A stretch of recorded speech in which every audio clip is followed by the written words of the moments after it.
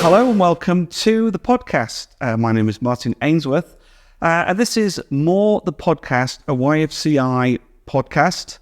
And today's episode, I generally can't remember which what number I've called this episode. Why did I call it a number? I'm looking at Sam, who's looking at me and says 13. So this is episode number 13. And I'm here with Pam. Morning, Hello. Pam. Good morning. How are you today? I'm great. Excellent.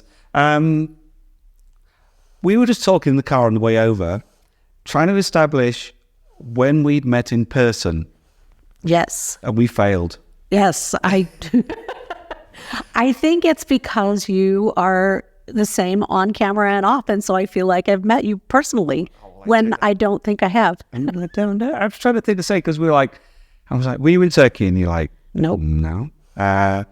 Was I on the first meeting to Netherlands? It was like, no. So yeah, so we've just been on Zoom so much that we think we've met. That's right. So you're also part of the field team that I'm part of, aren't you? That's correct. But you're on an entirely different team. Yes. Because I would not be good at what you do. And I would definitely not be good at what you do. I would just apply bloke theory everywhere, man theory, Oh. and try and fix everything. Hey, that's one way. So Pam, here's a big question. Okay. What do you actually do? Well, I provide pastoral care to missionaries. Primarily, they all hold an American passport and they serve outside of the United States. And my niche or my lane is single women. Right, okay. So I can talk to anybody, but but mostly I have single women that I work with. Right now I have 15 people. Wow. And so I talk to them. I try to talk to them every month. Yeah. So basically I work 15 hours a month. That's not true. Wow, that sounds like my job. We only count the hours that people see you working. That's right. So basically I work from my home Yeah. and online on Zoom or on some kind of a platform that I can talk to people and see them. And then I go visit about once a year to make sure they're really adjusting to their new environment and fitting in with their team and helping navigate that if they need help. And I have a great group of women that I work with that do a lot of amazing things. And so, walk alongside them and journey with them in this season. It's really interesting because it's not something that I thought about until you started talking about it.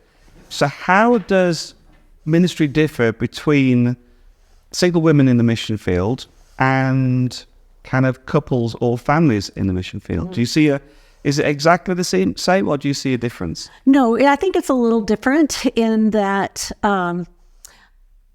when you're married and you're struggling some way, you have somebody else to talk to, whether they're good listeners or not, whether they know how, maybe they're going through the same thing. But I find that especially the women that are verbal processors, they really need somebody they can talk to. And so a lot of times that's my job, is to sit and listen. But also I think it's more than that, in that generally speaking, I will listen to the Holy Spirit to tell me where it is that we need to address something, or where we need to talk about what they're going through. And so that makes it a little different, just because they don't have a partner that they automatically have there. Now, I know that's not always true for every married couple. And so I love the little, let me just pause there and say, but it's really interesting because it's something that Sam and I have talked about in the past, is that we go home and, we work together here in Denver when we're traveling, and you're just processing something like, was I unreasonable? Did I speak out of turn? maybe I could have phrased that differently. What do you think? Yeah. And I think that's, when you are a single person or if you're on your own in the mission field, you just don't have that instant processing, or you don't, when you get home and you've had a bad day, there's nobody there to kind of process it with. Yeah. When I was working with youth and I was living in Germany at the time, I was at a training set team thing, and I stayed overnight in the home of one of our leaders. And as we were sitting around the table having morning coffee, the guy walked through and said to his wife, "Hey, babe, we need to write a newsletter." And I went, "Where is my babe to help write the newsletter?" When you're single, you're cooking the meals, you're doing your own grocery shopping, you're doing the managing job of your work, you're the one that does the laundry. You do that all, and you're trying to fit it in to the same time frames. And it's a different thing. Yeah. So when you don't have a babe to take care of those things, you go, when am I going to write my newsletter? And I think there's also another kind of dynamic to it, which is that single people have more time available to them. They're more willing to be flexible to work later into the evening, to cover weekends and other bits and pieces. Yeah. Does that reflect the same in the mission field in other countries? Is that like a universal constant that no matter where you are in the world? I think in a lot of ways it is. It's very much the same in that way. I think that I was married for almost 21 years before my husband passed away. And so, and then I've done more of life single than I was married, but I still remember what it was like to be married. And there are days that it's an advantage to be single. Right. In this, I always say, I come home at night from work and I go, gosh, I wish I had somebody to talk to and process this day with. And every morning I wake up and go, woohoo, I don't have to schedule with anybody else's schedule. I can do whatever I want. So, there are advantages in either circumstance, in either way. And so sometimes it's just reviewing those things that are your advantage at that time. Yeah. And but single women, a lot of them would like to find that person to share life with, because and when you haven't ever had it, you think it's dreamy. No, you've touched on something that I've noticed in the mission field, and I don't know if it's something that is a commonality, but single women in the mission field and end up marrying locals. Often They that's become so passionate about, they call to a nation, they go to the nation, and then they meet the team, end up falling in love and getting married. Yes. Seems to be quite a common thing within YFC. Sometimes that happens. I have jokingly said, All right. If, right now I'm at 100%. If you move to Lebanon, you're going to get married. Lebanon was exactly the case. There was two individuals that I was thinking of. Yes. I was there several years ago when two of these individuals had just started dating, and I was looking at the room going, there's a funny dynamic in here that I'm picking up on. And I just asked these two individuals, are you two dating? And the room just went quiet because they hadn't told anybody. Nobody knew apart from those two had just decided, hey, let's start dating. And then I'm in the room asking, I don't have the best level of tact. Well, you just made it easier for them to share. And there was just this yes, but we haven't told anybody. And I'm like, I think everybody knows. Everybody knows now. So how long have you been doing this role for now? Since 2016. So that's 7 years? 7 years. We both looked at each other, did math in our head. Let's see, that's 20 minus 4 plus 3. Yeah, there you go. So funny. So you've been doing, you're in a pattern. You've established yourself well. You know exactly how to fix everything. You know exactly every conversation that's likely to happen. Yeah, just like that. Statement or question, you're just trying to make out. So I was going to go, we've got a picture of kind of what you do. So what does the future look like? What is the future of, do we call it pastoral care? Pastoral care. Pastoral care. How does it look like going forward? Are there things you're excited about that you're looking to bring into the field? Are there new ways of doing things? What does the future look like? Well, I think some of the things that we're planning for GA are the things that I'm really looking forward to right now. And just knowing that everybody needs an ear. Everybody has a story that they need to tell. And sometimes it's not struggles. Sometimes it's the victories. It's not just you need to share the things that are hard, but sometimes you just need somebody to celebrate with you.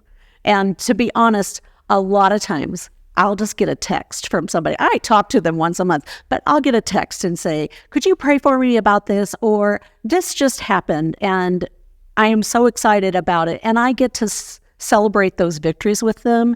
And I think coming from the challenges of our isolation in the last few years, there are a lot of stories out there that haven't been told. And because you gather stories. Absolutely. Yeah. And so I'm looking forward to having a team of people at GA where they're going to have a sign that says, I'm here to listen.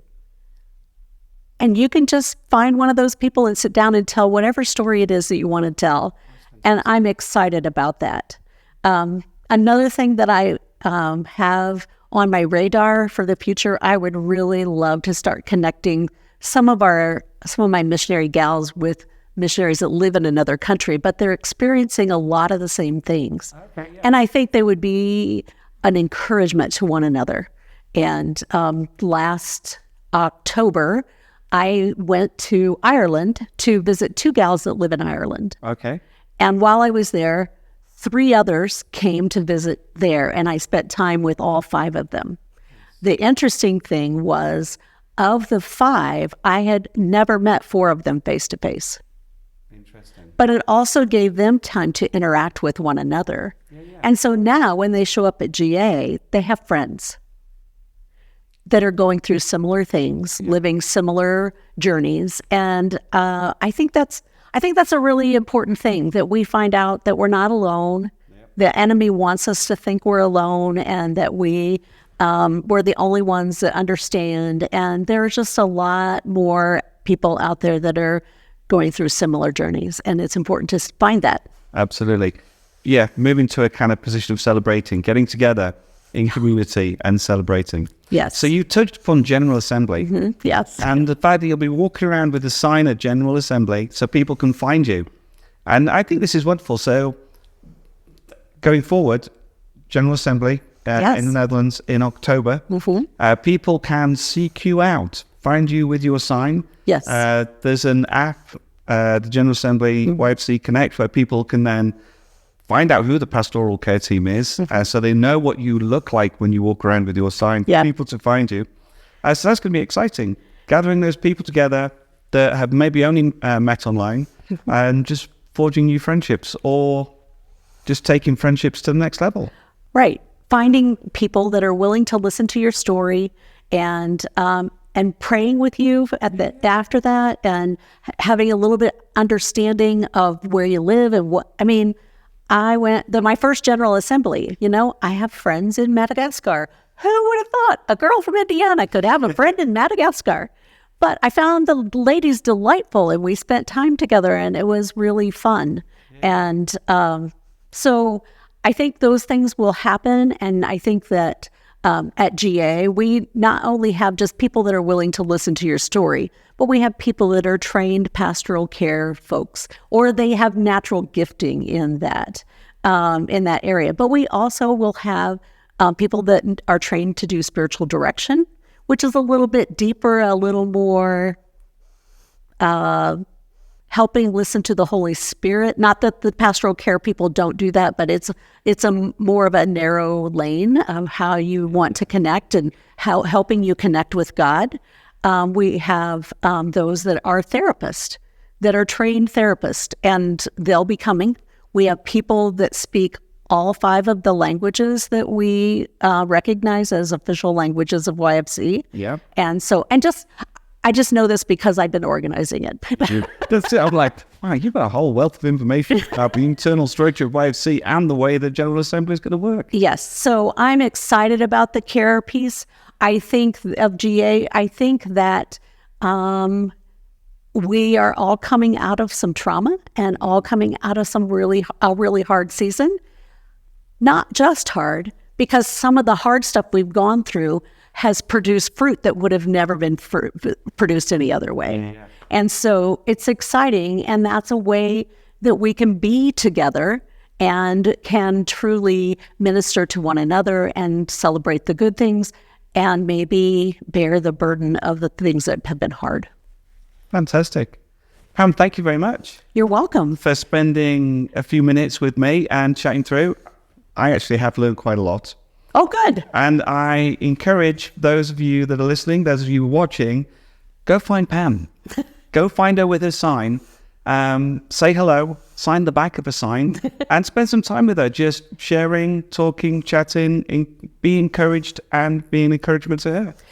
May I share one more thing? You may share one more thing. One more thing is everybody that once the app is rolled out, you can schedule an appointment with any of the pastoral care folks before you get to GA. You can. You will be able to do that. There'll be profiles of who they are and what their experience is, what the languages are that they speak, and you will be able to go through the list of people and choose the one that you think would most be helpful to you. And you can do that before you get there. I would recommend you do it before you get there. Excellent. So download the app, schedule appointments, check they speak your language.